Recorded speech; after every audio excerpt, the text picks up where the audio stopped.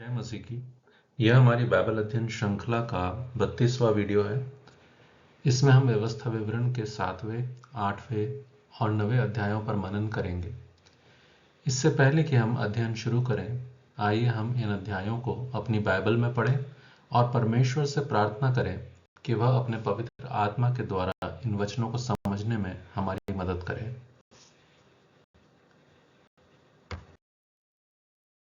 7वें अध्याय में मूसा इजरायलियों से कहता है कि जब वे प्रतिज्ञा किए गए कनान देश में प्रवेश करेंगे तो उन्हें उस देश की 7 जातियों हित्ती, गिर्गाशी, एमोरी, कनानी, परिज्जी, हिव्वी और यबूसी को पूरी तरह से नष्ट करना होगा। परमेश्वर ने आदेश इसलिए दिया ताकि इजरायली उनके धार्मिक और सांस्कृतिक प्रभाव में न आए और उनके समान मूर्ति पूजा में न पड़े।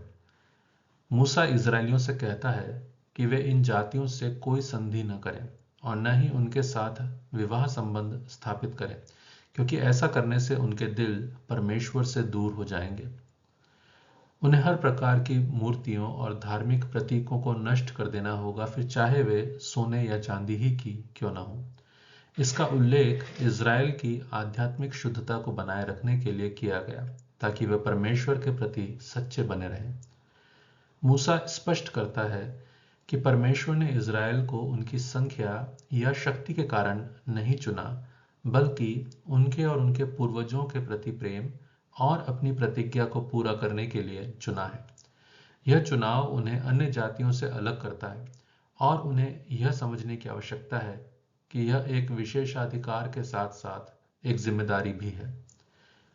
परमेश्वर की आज्ञाओं को पालन करने पर इजरायलियों को बड़े बड़े आशीर्वाद मिलने के लिए भी यहाँ पर हमें पढ़ने को मिलता है, जिनमें स्वास्थ्य, उन्नति और समृद्धि शामिल है।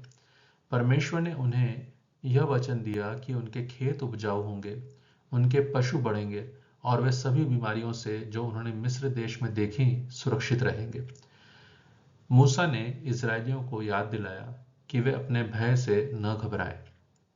परमेश्वर उनके साथ है और वही उन्हें उन शक्तिशाली जातियों पर विजय दिलाएगा जैसे उसने मिस्र में अद्भुत काम किए थे। उन्हें परमेश्वर की शक्ति और विश्वास योग्यता पर निर्भर रहना होगा। निर्गमन 23, 32 और 33 में हम देखते हैं कि परमेश्वर इजरायलियों को मूर्ति पूजा से बचने और अन्य जातियों से संधि न करने का निर्देश देता है, और वही बात यहाँ पर भी दोबारा कही गई है। पहला राजा उसके 11वें अध्याय 1 से 4 पद में हम सुलेमान के उदाहरण को देखते हैं। उसकी अन्य जाति पत्नियों ने उसे मूर्ति पूजा की ओर मोड़ दिया और उसका हृदय परमेश्वर से भटक गया।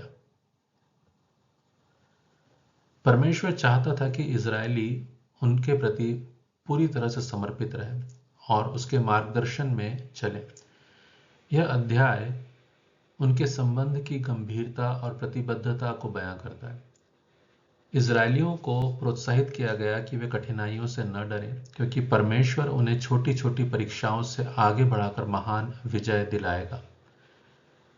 अध्याय 7 इजरायलियों के लिए यह याद दिलाने वाला संदेश है कि उन्हें परमेश्वर के प्रति आज्ञाकारी रहना चाहिए और अपनी आत्मिक शुद्धता को बनाए रखना चाहिए। उनकी सफलता और अस्तित्व परमेश्वर पर निर्भर है और उन्हें यह कभी नहीं भूलना चाहिए। इस अध्याय में पद 9 मुख्य है, जहां इस प्रकार लिखा है, इसलिए जान रख कि तुम्हारा परमेश्वर यहोवा ही परमेश्वर है। वह विश्वास योग्य परमेश्वर है, जो उससे प्रेम रखने वालों और उसकी आज्ञाओं को मानने वालों के साथ 1000 पीढ़ियों तक अपनी वाचा का पालन करता और करुणा करता रहता है।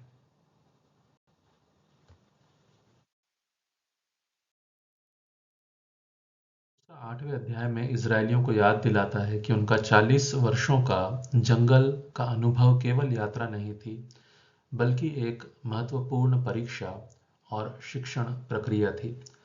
परमेश्वर ने उन्हें इस दौरान भूख और कठिनाइयों का सामना कराया ताकि वे जान सकें कि उनकी भौतिक आवश्यकताओं से बढ़कर उनकी आत्मिक आवश्यकताएं हैं। यह समझने के लिए कि मनुष्य केवल रोटी से नहीं जीता बल्कि हर एक वचन से जीता है जो परमेश्वर के मुख से निकलता है, जो कि हमें पद 3 में पढ़ने को मिलता है। परमेश्वर ने उन्हें मन्ना खिलाया, जिसका उल्लेख हमें निर्गमन 16 और गिनती 11 में भी मिलता है। जब यीशु शैतान द्वारा परीक्षा में डाला गया तो उसने भी इसी पद का उल्लेख किया, यह दर्शाते हुए कि ईश्वर के वचनों पर निर्भरता भौतिक आवश्यकताओं से ऊपर है, जो हमें मत्ती 4 और लूका 4 में पढ़ने को मिलता है। यशाया उसके 48वें अध्याय के 10 पद में भी हम पढ़ते हैं कि मैंने तुझे दुख की भट्टी में परखा है। यह पद परमेश्वर के अपने लोगों की परीक्षा में डालने के महत्व को समझाता है। इस पद से यह स्पष्ट होता है कि कठिनाइयां हमें सुधारने और हमारी आस्था को मजबूत करने के लिए आती है। अध्याय 8 चेतावनी देता है कि समृद्धि के समय में लोगों को खुद पर घमंड करने का प्रलोभन हो सकता है। मूसा ने इस बात पर जोर दिया कि यह परमेश्वर की शक्ति और आशीष है जिसने उन्हें सभी संसाधनों से संपन्न किया, न कि उनकी अपनी योग्यता। नीति वचन 30:8-9 में हम पढ़ते हैं कि अत्यधिक समृद्धि और गरीबी दोनों ही मनुष्य को परमेश्वर से दूर कर सकती हैं। पहला तीमुथियुस 6 उसके 17 पद में पौलुस लिखता है कि जो इस युग में धनी है उन्हें अभिमानी नहीं होना चाहिए और न ही चंचल धन पर आशा रखना चाहिए, परंतु परमेश्वर पर जो हमारे सुख के लिए सब कुछ बहुतायत से देता है। यह हम सब पर लागू होता है कि समृद्धि के समय हमें परमेश्वर पर ही अपनी आस्था बनाए रखनी चाहिए। अंत में इस अध्याय में प्रमुख तौर पर बताया गया है कि परमेश्वर की आज्ञाओं का पालन न करना न केवल व्यक्तिगत बल्कि सामूहिक विनाश का कारण बन सकता है, जैसा कि मूसा ने अन्य जातियों के उदाहरण से समझाया। और मूसा ने इजरायलियों को इस बात की भी याद दिलाई कि यदि वे परमेश्वर के आशीष के महत्व को नहीं समझते और उससे फिर जाते हैं तो वे अपने लिए उसी प्रकार के विनाश को आमंत्रित करेंगे जैसा अन्य जातियों का हुआ।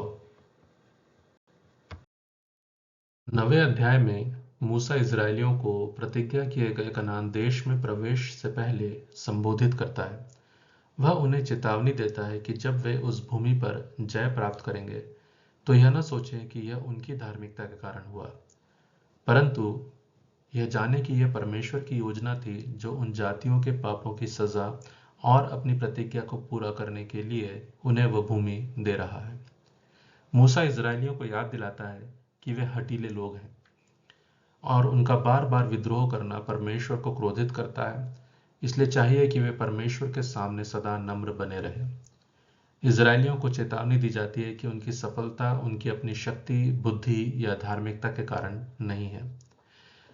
फिर मूसा उन्हें होरेब पर्वत, जिसे सिनै पर्वत भी कहते हैं, वहां पर हुई घटना की याद दिलाता है जब इजरायलियों ने सोने के बछड़े की मूर्ति बना ली थी और मूसा को परमेश्वर के क्रोध को शांत करने के लिए हस्तक्षेप करना पड़ा था। यह घटना उनके बार बार किए गए विद्रोह और मूसा की मध्यस्थता को दर्शाती है।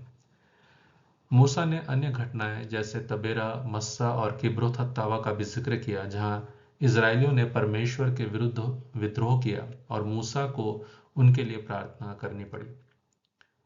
निर्गमन 32वें अध्याय में हमें सोने के बछड़े की घटना का पूरा विवरण मिलता है, जो कि यहाँ मूसा ने संक्षेप में हमें फिर बताया है। भजन संहिता 106:19-23 में हम फिर से इसी बात को पढ़ते हैं, जहाँ होरेब के बैल की घटना को बताया गया है और जहाँ मूसा की प्रार्थना किस प्रकार वह जोखिम के स्थान में खड़ा होकर लोगों के लिए प्रार्थना करता है उसके विषय में बताया गया है। मूसा इस अध्याय में यह भी बताता है कि कैसे उसने परमेश्वर से इजरायलियों के लिए बार बार प्रार्थना की ताकि उनका विनाश न हो। उसकी प्रार्थनाओं में नम्रता और दीनता का प्रदर्शन होता है, यह समझाते हुए कि परमेश्वर ने अपनी प्रतिज्ञा को बनाए रखने के लिए उन्हें क्षमा किया है। यहाँ पर छठा पद मुख्य रूप से देखा जा सकता है, जहाँ इस प्रकार लिखा है, इसलिए यह जान ले कि तेरा परमेश्वर यहोवा जो तुझे वह अच्छा देश देता है कि तू उसका अधिकारी हो, उसे वह तेरे धर्म के कारण नहीं दे रहा, क्योंकि तू तो एक हठीली जाति है। इस अध्याय का मुख्य संदेश यह है कि इजरायलियों को यह समझना होगा कि उनकी विजय उनके धर्मी होने के कारण नहीं है, बल्कि परमेश्वर की करुणा और अन्य जातियों के पापों के कारण है। मूसा बार बार उनके विद्रोहों का उल्लेख करता है ताकि वे यह न भूलें कि उनकी सफलता का आधार परमेश्वर की करुणा और उसकी प्रतिज्ञा है, न कि इजरायलियों की अपनी धार्मिकता। इस अध्याय के माध्यम से मूसा इजरायलियों को विनम्र बने रहने की शिक्षा देता है और उन्हें याद दिलाता है कि परमेश्वर के साथ उनके संबंध उनके कार्यों पर नहीं, बल्कि परमेश्वर के अनुग्रह, प्रेम और प्रतिज्ञा पर आधारित है।